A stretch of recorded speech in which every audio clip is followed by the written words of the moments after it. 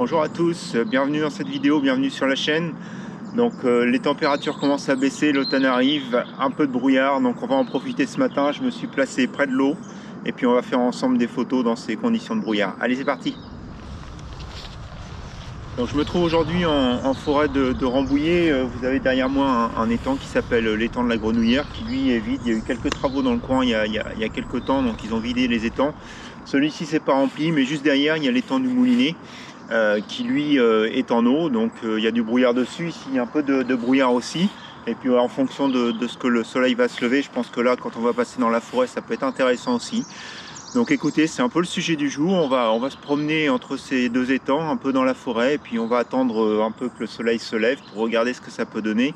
Les rayons de soleil dans le brouillard, c'est toujours quelque chose de fantastique. Donc si on a la chance aujourd'hui que tout se coordine bien, et ben je pense qu'on peut avoir des bons clichés. Allez, c'est parti pour la vidéo d'aujourd'hui. On va se retrouver près de l'étang du Moulinet. Allez, c'est parti. En route vers l'étang, sur le chemin, j'ai vu cette petite arbuste là au milieu des grands avec le brouillard. Donc je trouve ça intéressant. Bon, malheureusement, j'ai la ligne de chemin de fer là à côté, donc on va voir comment on va pouvoir se positionner pour prendre une image. Mais on est sur le lieu de notre première image là pour aujourd'hui. Donc on va regarder ensemble comment on se met en position. Donc voilà, là je suis donc exactement dans la position où j'étais juste il y a quelques secondes. Donc ici à hauteur d'homme. Donc vous voyez en fait derrière moi, donc sur la gauche, là en fait je veux dire devant la caméra sur la gauche, on voit donc les poteaux de la ligne de chemin de fer. Donc ça, il va falloir voir comment je peux les cacher. Après, si je me baisse, donc ce qui est intéressant, c'est que je sépare un petit peu plus les branches de mon arbre par rapport aux branches de l'arbre sur la gauche. En revanche, il se confond un peu avec ceux de derrière. Donc on va regarder un peu pour commencer à tourner autour, peut-être déjà pour éviter la ligne de chemin de fer, et puis pour éviter d'avoir les arbres derrière, donc de bien détacher notre petit arbre. Alors là, il faut savoir que le soleil, en gros, il va presque se lever là en face de nous. Donc on va tourner aussi pour voir si on ne peut pas bénéficier plus des lumières levantes qui éclaireront l'arbre que de l'avoir en contre-jour. Allez, on continue à bouger. Donc voilà, là je me suis mis quasiment à 90 degrés sur la gauche par rapport à tout à l'heure. Donc vous voyez qu'on bénéficie toujours du brouillard. Et cette fois-ci on a un petit peu plus de lumière sur l'arbre, donc il est un petit peu plus éclairé, avec donc la partie à gauche éclairée, la partie à droite bien sûr dans l'ombre, puisque le soleil se lève sur la gauche ici. Donc là on a déjà quelque chose un petit peu plus intéressant au niveau des contrastes, et puis justement on bénéficie du brouillard derrière qui va séparer correctement le petit arbre avec l'arrière-plan. Donc là je pense qu'on a une première position qui est pas trop mal pour l'image. Donc je vais en fait à main levée me mettre en format portrait, et puis prendre cette image, vous la mettre à l'écran.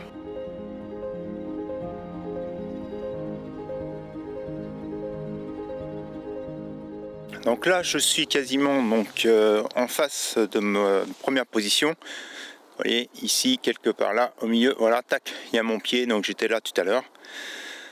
Donc voici notre arbre, et là vous voyez bien, comme il y a beaucoup moins de brouillard, et du coup il se détache moins du fond. Donc on voit bien que quand on arrive de ce côté là, donc on est beaucoup moins bien au niveau du brouillard, on peut moins bien utiliser le brouillard pour détacher l'arbre par rapport à l'arrière-plan. Donc là pareil, je vais prendre une photo et puis je vous la mets à l'écran.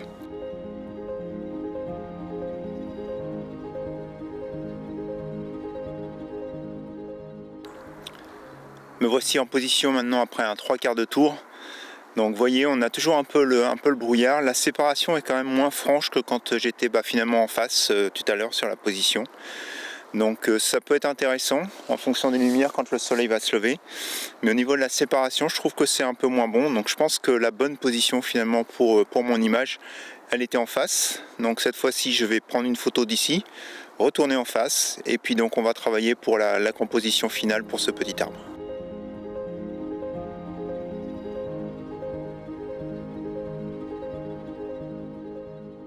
Donc voilà, je suis en position. Donc l'appareil photo, si vous voulez, il est légèrement plus bas que hauteur d'homme, donc il m'arrive à peu près ici si je devais vous donner une hauteur. Donc l'appareil est juste ici. Et ce que j'ai fait justement, je l'ai mis un peu plus bas parce que mon idée c'est un peu de cadrer, c'est ce que vous voyez sur l'image, un peu plus vers le haut. L'idée c'est vraiment de donner à cet arbre cette notion du petit arbre qui veut devenir grand, du petit arbre parmi les grands arbres. Donc là, si on regarde correctement l'arbre, donc comme je vous le disais, il est beaucoup plus éclairé sur la gauche que sur la droite, puisque le soleil va se lever par ici. Je pense qu'il va pas tarder, il est de toute façon levé. Mais j'ai regardé ici, il devrait normalement passer au-dessus des arbres là, dans une dizaine de minutes. Donc on a largement le temps de se mettre en position. Donc après, si vous regardez sur ma composition, sur la gauche, bon là je suis en format vidéo encore une fois, donc c'est beaucoup plus serré que ça va l'être sur la photo. Mais je suis vraiment à la limite d'un des arbres verticales. Donc en photo, je vais avoir un petit peu plus d'espace. Donc ça va être correct au niveau du cadrage. Mais c'est surtout ce que je veux faire aussi, c'est dégager mon arbre un petit peu plus et lui donner, comme il part sur la gauche, voilà, un petit peu plus d'air sur la gauche. Donc le bon cadrage, il est quelque part ici. Donc là, on a de nouveau un arbre qui apparaît, mais encore une fois, il sera bien sur le format photo. Et donc, comme je vous le disais, une légère contre-plongée pour lui donner de la grandeur. Et comme on l'expliquait tout à l'heure, donc avec le brouillard, en fait, il se détache bien de derrière. Alors là, il faut que je fasse attention au niveau des troncs. Donc le tronc de mon petit arbre, il est bien entre les deux troncs des arbres derrière. Alors le premier coupe un peu les feuillages, donc il va falloir que je regarde peut-être à me déplacer un peu pour que ça fasse moins. Sauf que ici je vais avoir les deux troncs qui vont se confondre. Et si je me mets un petit peu plus par là, à la limite par ici, non, ça va se confondre. Je pense que je suis vraiment bien. Alors excusez-moi, je sors du cadre en même temps. Mais non, je pense que là, ça va être vraiment bien au niveau du cadrage. Il faut juste que j'espère que le brouillard ne parte pas complètement. Et à la limite, s'il pouvait s'épaissir un petit peu plus, ça serait parfait. Donc après, on ne le voit pas encore tout à fait ici. Je vais agrandir sur la vidéo, là, sur l'encart. Vous allez voir, mais vous voyez, en haut, sur les arbres, là-bas, dans le fond, tac, je vais essayer de faire la mise au point avec la caméra. Là-bas dans le fond, donc on voit un petit peu le soleil qui commence à arriver. Donc je pense que ça va pas tarder à s'éclairer différemment et puis avoir les rayons de soleil. Ah bah, je les vois aussi arriver là sur la gauche. Donc je pense qu'on est pas loin. Donc je vais basculer en format photo. Et puis du coup, on va attendre le soleil. Alors est-ce que le soleil va créer des rayons dans le brouillard? C'est la grande question. Si ça pouvait se faire, ça serait parfait. S'il pouvait aussi venir juste éclairer mon petit arbre, ça serait alors là la totale. Donc en tout cas, on va se mettre en position et puis on va attendre que le brouillard arrive pour voir comment on fait notre image. Allez, c'est parti! Je suis en position, donc au niveau de mes réglages, j'ai fait la mise au point sur l'arbre. J'ai sélectionné donc un diaphragme de 7,1, puisque moi mon idée c'est vraiment d'être net sur l'arbre et puis d'accentuer le flou qui est déjà là présent par le brouillard dans le fond, de l'accentuer avec mon diaphragme. Alors là, je suis un peu embêté, vous voyez, au fur et à mesure que le soleil se lève, malheureusement le brouillard a l'air de disparaître, donc ça m'embête un peu. Mais en tout cas, voilà, ça me donne une vitesse de 0,6 secondes. Et ce que je voulais vous montrer aussi, donc j'essaye finalement de pousser au maximum vers le haut ici, j'allais dire sur la droite, mais vers le haut ici, mon histogramme, c'est-à-dire en fait de surexposer au maximum, de surexposer légèrement, pardon, mon image justement à cause du brouillard pour donner cet effet vraiment lumineux avec le brouillard. Donc voilà, là je suis vraiment embêté. Là, je crois que le brouillard est en train de partir. Il y en a encore un peu autour, mais j'ai l'impression qu'il disparaît là avec l'arrivée du soleil. Donc on va regarder ce que ça donne pour l'image et puis je vous mets l'image finale à l'écran. Allez, c'est parti!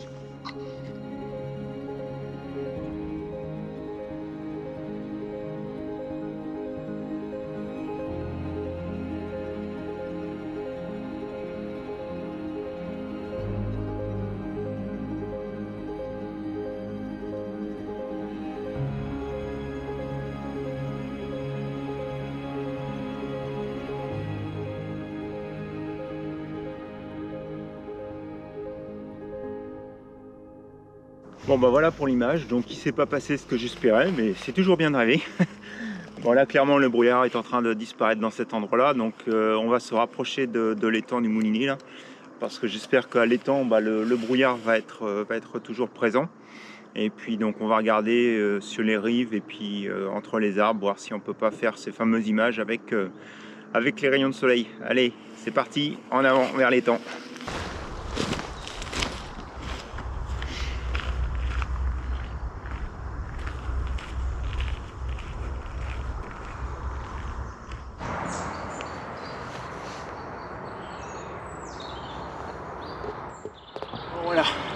Beaucoup de frustration là en ce moment.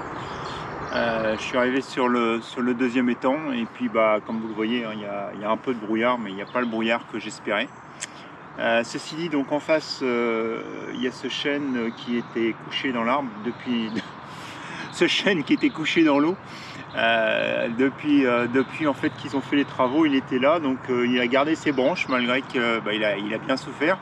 Et donc là maintenant que l'eau est revenue dans cet étang, il y a, je pense, quelque chose de sympa en plus malgré tout, même si le brouillard il n'est pas dense.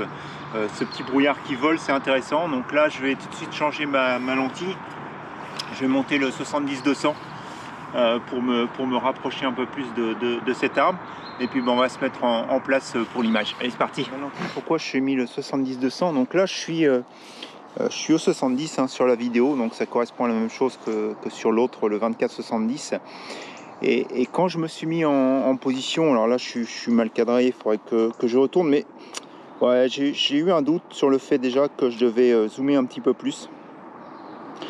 Et donc du coup, c'est pour ça que j'ai monté le 70-200, parce que sinon je pense que par fainéantise je me serais mis à 70 et puis j'aurais dit je recadrerai après sur l'ordinateur. Et je pense que ça aurait pas été une bonne option. Donc là je suis au 70. Donc on va travailler pour la composition. Donc je vais revenir. Alors ce qui m'intéresse, de toute façon il va falloir que je remonte un peu. Donc on a les ombres les reflets qui sont intéressants. Et puis ce qui m'intéresse aussi, voilà, c'est ce petit patch de lumière là sur la droite. Donc il faut quand même que je laisse un peu de tronc. Donc je dirais que déjà là, de toute façon, au niveau de la symétrie, je suis bien. Mon assiette, elle est bonne. On va déjà serrer ce réglage là. Et après en rotation, c'est là où j'ai un doute. Et on en met encore un petit peu plus ou pas. Non, je pense que là je suis bien. Là je suis bien. Donc la dernière question, est-ce que je zoome un petit peu plus?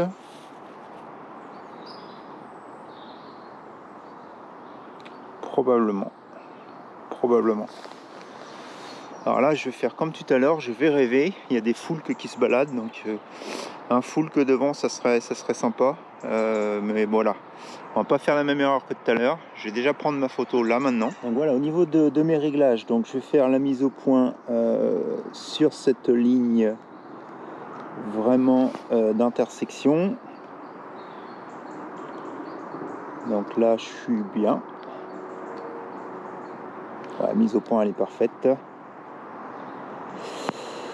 Donc on a les super lumières. Au niveau du cadrage, donc là je suis bon. La profondeur de champ, je voudrais quand même que la berge soit un petit peu floue, donc je pense que je vais descendre à 7.1. Je vais même faire plusieurs images, je vais en faire à 5-6 et je vais monter jusqu'à 8 pour travailler ma profondeur de champ. Donc si je me mets à 5-6, ce que je vais faire, voilà, il faut pas trop que je crame. Là pour moi c'est un peu trop clair. Là je pense que je suis bien. Ouais, je suis bien comme ça. Donc ça va faire du ISO 64 f5.6 1/13 de seconde. Donc on va y aller pour cette première image. Tac. Et puis après je vais en faire une à 7.1. Alors pourquoi je modifie mon diaphragme?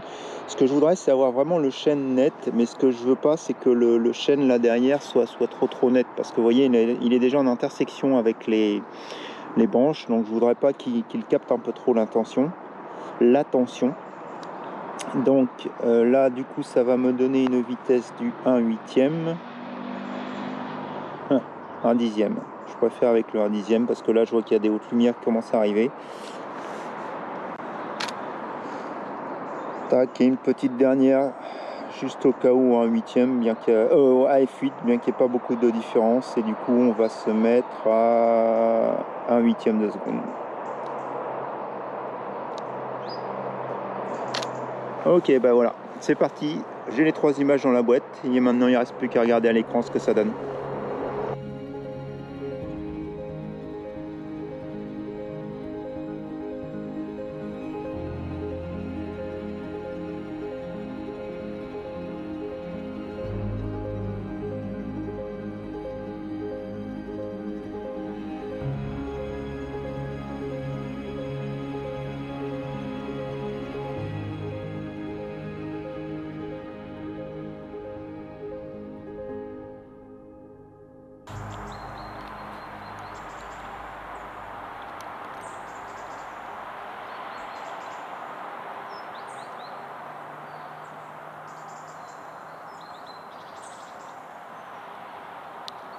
Alors voilà, j'étais presque il y a quelques moments au désespoir parce que comme je vous l'annonçais, faire des photos dans le brouillard, et finalement il n'y a plus de brouillard.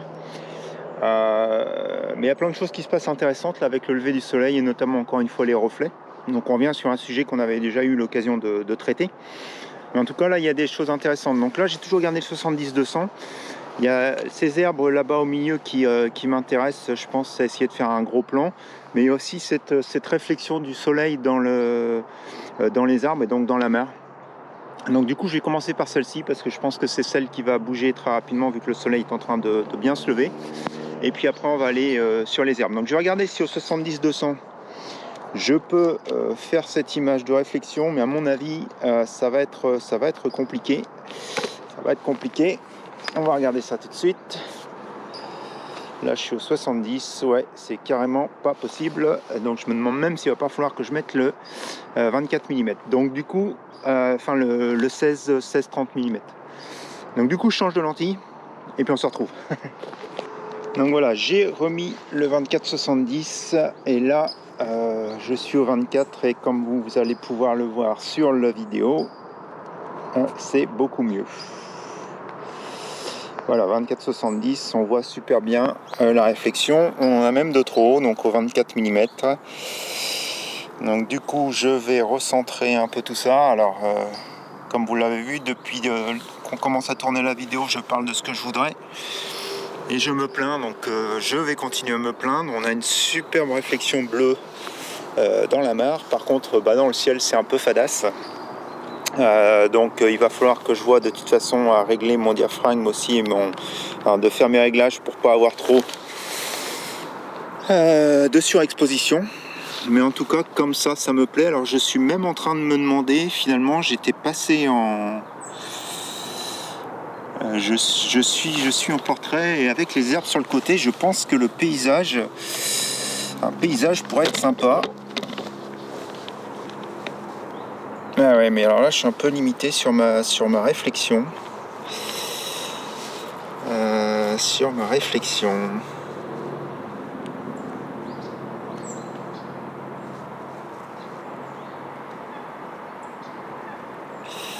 Et vous savez ce qu'on va faire, c'est que je vais tenter quelque chose que j'ai pas souvent fait, mais on va essayer de cadrer et de faire un panorama, mais cette fois-ci un panorama vertical. Donc je me mets en position et puis je vous explique ça. Donc ok, je suis en format vidéo, donc en fait qu'est-ce qu'on va faire? Je vais faire une photo donc où je vais me cadrer, donc on va déjà choisir le cadrage. On va mettre quelque chose comme ça pour avoir équilibré du vert sur le côté. Et puis les arbres, donc je suis peut-être pas super bien d'assiette là. Hop, là ça sera beaucoup mieux. Et donc l'idée en fait c'est que je vais faire des photos, mais au lieu de faire un panorama comme d'habitude de gauche à droite, je vais faire un panorama du bas vers le haut. Donc on va faire plusieurs photos. Et c'est ces photos là qu'on va assembler après. Comme on fait avec un panorama de gauche à droite, on va faire un panorama de bas en haut qu'on va assembler après. Donc là je suis en position, je vais peaufiner mes réglages, on va passer en mode photo.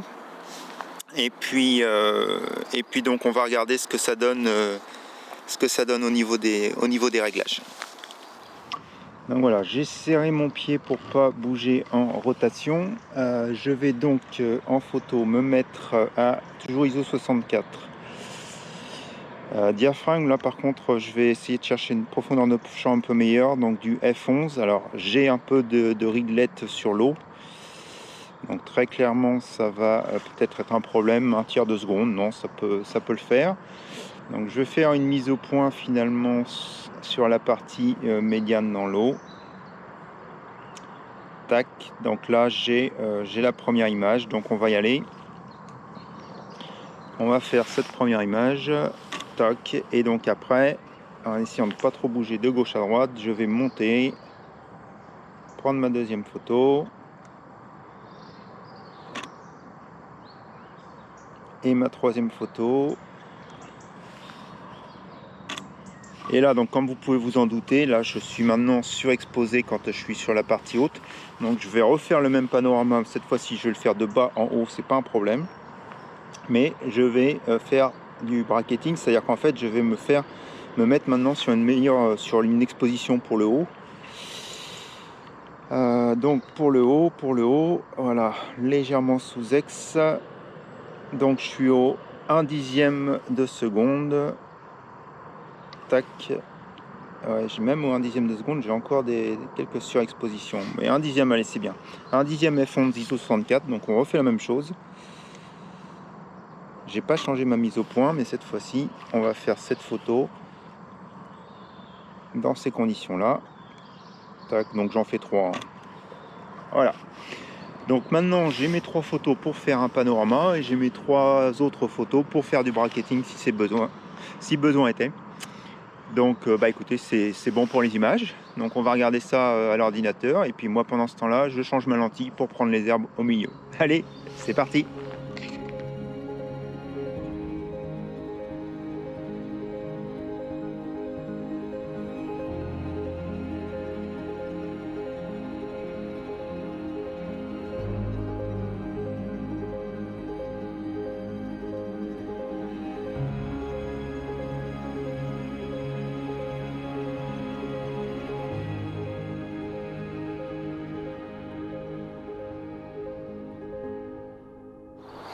Donc voilà, mon objectif maintenant, ça va être d'aller chercher ces herbes au milieu. Donc j'ai le 70-200, hein, je vais zoomer. Et là, à mon avis, de toute façon, on va aller jusqu'au 200. Voilà. Et je trouve que c'est sympa avec ces réflexions donc sur l'eau. Donc voilà ce qu'il en est pour mon image. Donc là, actuellement, donc je suis au 200 mm, hein, je suis au format vidéo. Donc on va regarder ça ensemble. Et en fait ce que je vais faire, donc ici là je suis vraiment quelque part de très haut. Donc on va plutôt se baisser. Donc je vais descendre mon pied. Déjà je vais descendre sur la rive. Et puis on va se mettre à une position basse. Donc vous voyez, quand on est sur la position basse, on va être beaucoup plus, ça va être beaucoup plus intéressant au niveau des lumières. Donc voilà ce qu'on va faire maintenant. Donc je vais changer mon pied de position. Et puis on se retrouve pour les réglages. Allez, c'est parti. Alors finalement, je vais me relever parce que vous voyez, je me suis baissé, mais qu'est-ce qui se passe? C'est que mes herbes, elles sont sur des parties brillantes, vertes, du reflet. Donc en fait, il va falloir que je me lève, vous voyez, pour que maintenant elles soient sur des parties un peu plus noires. Donc il va même falloir probablement que je me tourne encore un peu. Alors là, au 200 mm, je suis désolé, hein, ça bouge beaucoup. Et voilà, il va même falloir que je tarde pas trop finalement, parce que le reflet devient de plus en plus lumineux, on va dire. Enfin, la mare devient de plus en plus lumineuse. Et du coup, je suis pas sûr que je vais avoir finalement le même intérêt que je l'avais tout à l'heure. Allez, je me mets en position tout de suite pour l'image. Je suis en position. Alors, vous voyez, en fait, ce qui se passe, c'est que là, je suis proprement... donc, je vais vérifier ma mise au point, mais normalement, je suis bien. Voilà, là, je suis proprement exposé. Donc mise au point ok, je suis proprement exposé comme je vous le disais. Pour faire une photo, je dirais, si je voulais vraiment avoir une photo avec tout l'environnement, mais ce que je cherche, c'est vraiment à mettre en évidence les herbes. Et du coup, en fait, ce que je vais faire, c'est que je vais plutôt sous-exposer mon image. Je vais vraiment y aller au maximum. Voyez, c'est l'effet que je recherche en fait à ce moment-là. Alors je ne sais pas si ça se voit bien sur la GoPro. Du coup, maintenant que je suis sous-exposé, mais vous comprenez le principe, c'est qu'en sous-exposant, on voit bien en fait toute la partie mare devient de plus en plus noire. Et il n'y a vraiment que les herbes qui attrapent les lumières du soleil qui sont visibles. Donc ça, c'est l'effet que je recherche. Donc je vais faire plusieurs images comme ça sous-ex. Et puis on va regarder après ce que ça donne.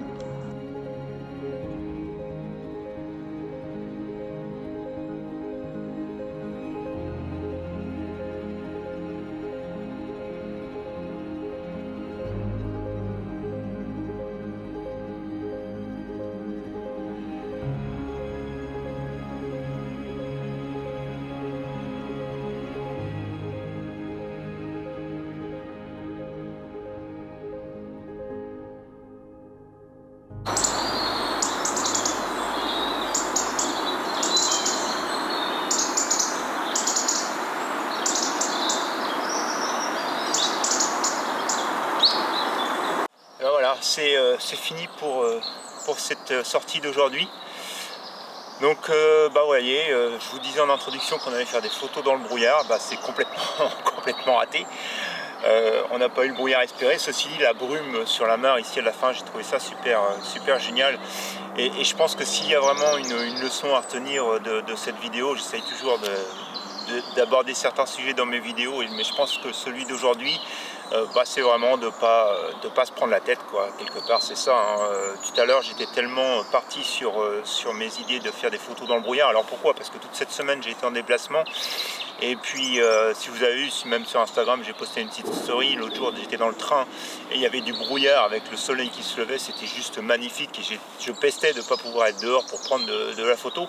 Et donc, quand ce matin, j'ai su qu'il y allait avoir du brouillard, j'étais tout enthousiaste à me dire « Ouais, je vais avoir mes photos dans le brouillard ». Et ben, on les a pas eu parce que le brouillard, il n'était pas là. Et si j'étais resté sur mon idée, je pense que j'aurais finalement raté ma sortie. Et puis, j'aurais été déçu en rentrant à la maison. Et puis, finalement...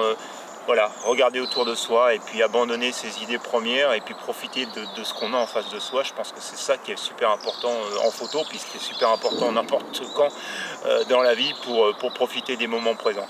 Et au final, je suis super content des dernières photos. Donc là, avec les foules en plus qui se promènent, c'est vraiment super sympa. Donc voilà, écoutez, j'espère que comme moi finalement vous avez apprécié cette sortie. Si c'est le cas, vous connaissez la petite musique, un petit pouce en l'air, n'hésitez pas à partager, à commenter. Et puis je vous souhaite à tous donc un bon dimanche, une bonne semaine, et puis on se dit à la semaine prochaine pour de nouvelles expériences photographiques. Allez, bonne semaine à vous, au revoir.